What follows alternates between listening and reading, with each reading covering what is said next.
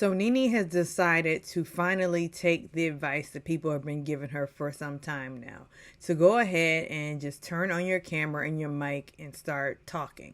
The dog. I know they ain't paying us no real money, but come on, baby, you gotta do something, Pick. It's either this or back to the dog pound, Chief. Because Nene, if you want to work, this is the best way to do it. Do it yourself. And that way you don't have all this overhead and you don't have to answer anybody to anybody. Like Nene was waiting on a podcast deal. And we can do it the easy way or the hard way. So the choice is yours, right? From like iHeartRadio. And I get it because like, okay, if Giselle and Robin, who don't have the gift of gab, have a podcast, then why can't Nene get a deal from someone? Like Charlamagne the Guy gave them a deal. Like why? I don't know. Some people say that Kevin Liles must have had something to do with it. But those two women do not have the gift of gab.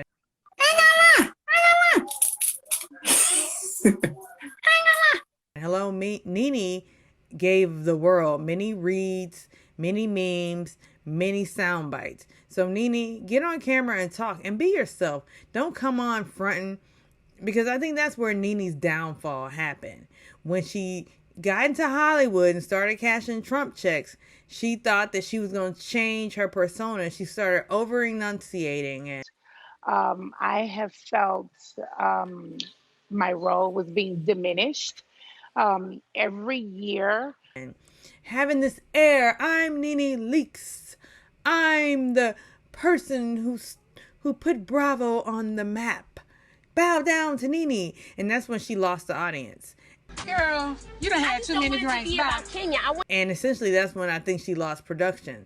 Because she went on acting like she was above it all.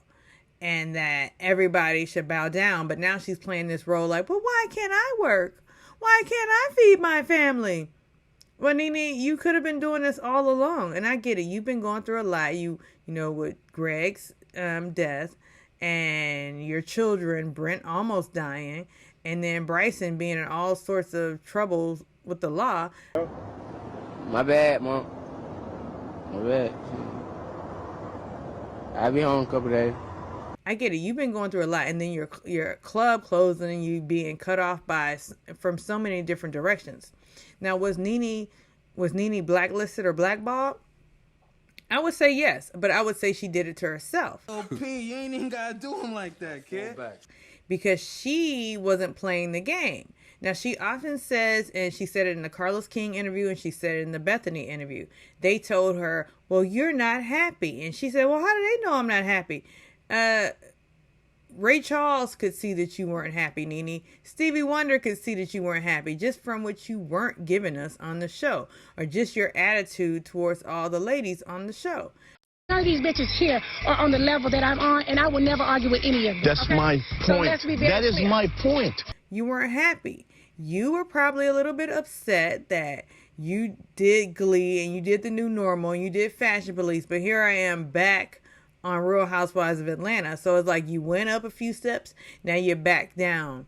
And hey, congratulations, you played yourself. And that was probably reason to be like, I don't want to be here anymore. I don't want to be here having fights with these girls who in real life, if we had a fight like this, we wouldn't speak again. I'm not ashamed of anything. So you know what I'm going to do for you? I'm going to give you this right here. But now these are my coworkers, so I have to fight with them every day. And so it came through on camera that you weren't happy.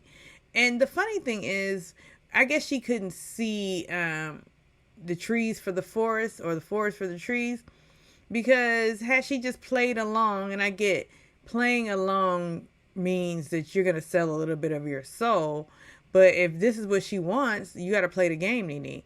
But what she couldn't see was that Andy and the Bravo production teams, they had plans in order for housewives who have, you know, like kind of seasoned out, is that the right word, who've kind of like, you know, done their time on shows with these girls trips.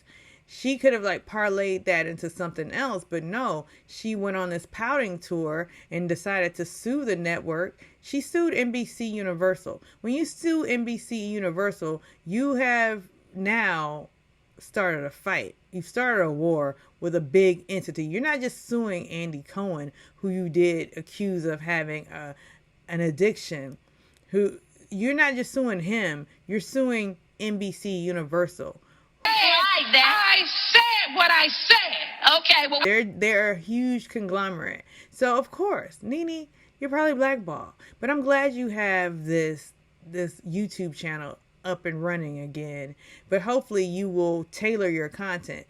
Go on Fiverr. Speak to some strategists on how to really make this work for you, Nene. Nene, you should have like millions of subscribers and clicks and views. You could be doing it all. Like, just reach out to any of these. I'm sure you have people in your DMs offering to help you out. But Nene, you should know a whole lot. Like I said, I know these people are DMing you to help you out. So take some of that help and get some better quality.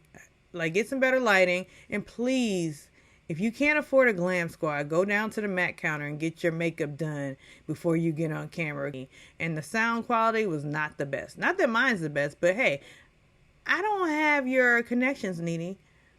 So I'm just doing the best that I can with these cheap little lights, my laptop, and this cheap little microphone. So Nene, I'm rooting for you. I was rooting for you. We were all rooting for you. How dare you? All right, so drop into the comments and tell me what you think about Nene coming back to YouTube. Is this a good thing for her? Is this gonna get her back on top? Anyhow, like and subscribe.